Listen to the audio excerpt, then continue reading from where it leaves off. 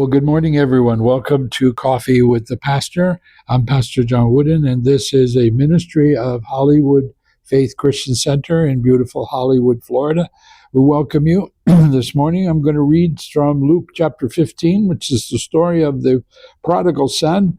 A certain man had 2 sons, and the younger of them said to his father, "Father, give me the portion of goods that falls to me." So he divided from his livelihood.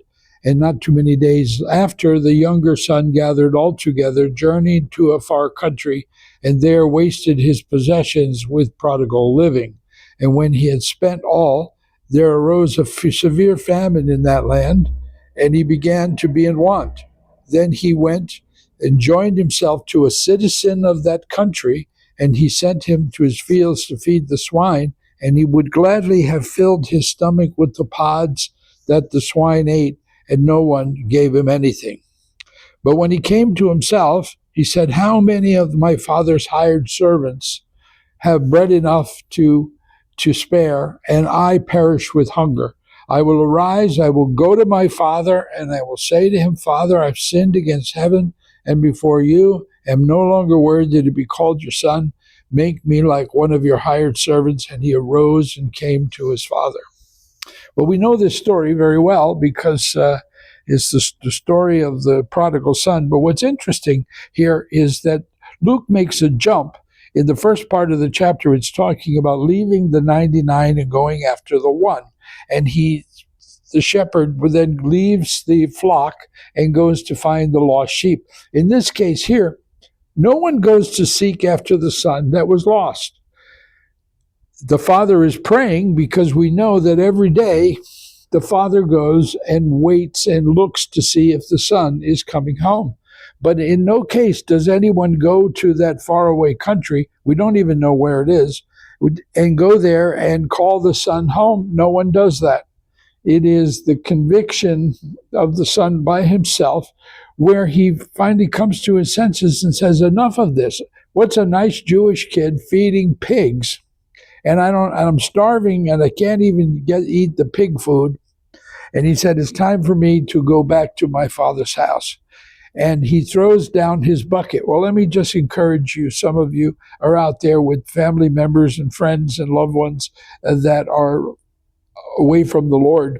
And I will say this, it's not on the day that he walks down the aisle at church that sets him in place. It's the day that he threw down the bucket. And we don't know how long it took him to walk back to his house. We don't know that. But when he gets there, his father has been waiting for him.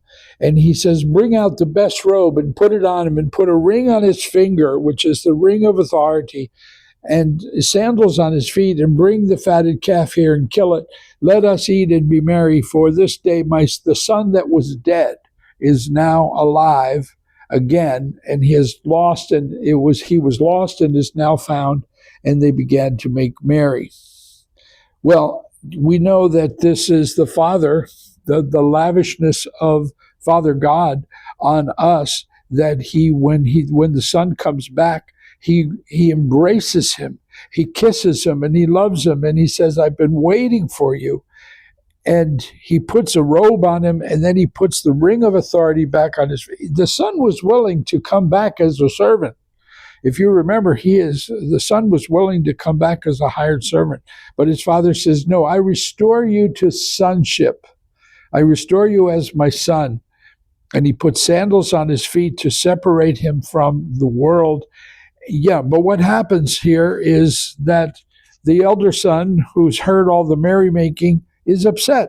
And he says to him this son of yours, it's not my brother, it is the son of yours who wasted your money on prodigal living. Prodigal means wasteful, means someone who is spending lavishly. And he spent all his money. And so, what we see here is that the father's heart is to love him, and the brother that was left behind is to be jealous and angry. So we have to decide when that person comes back to Christ, when that person comes back to faith, to rejoice, because that's what your Father God is doing. God bless you. We'll see you again tomorrow.